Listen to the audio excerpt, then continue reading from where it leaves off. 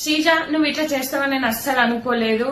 ఎందుకంటే నీ పైన చాలా మంచి అభిప్రాయం ఉండేది నాకు బిగ్ బాస్ హౌస్ లో. సో నీ కోసం చాలా చాలా వీడియోస్ కూడా చేశాను నేను.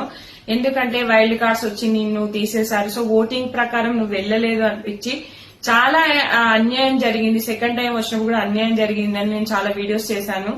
బట్ ఏంటంటే నువ్వు ఆ గౌరవం కాపాడుకోవాలి. ఎందుకంటే ఇప్పుడు మొన్నటి వరకు శివాజీ అండ్ అనసూయ గారి ఇష్యూ అంత పెద్దదైంది. ఇప్పుడు కూడా నువ్వు ఆ సగం బట్టలు, చిన్న పొట్టి బట్టలు వేసుకొని అవసరం ఆ వీడియోస్ చేయడం, అవి వేసుకుంటేనే అవకాశాలు రావమ్మా నాకు తెలిసి.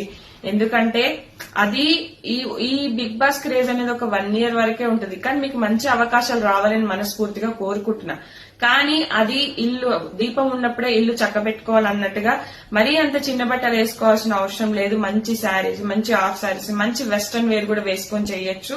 ఇది నా సజెషనే. ఎందుకంటే ఇది బాగాలేదు అనిపించింది నాకైతే.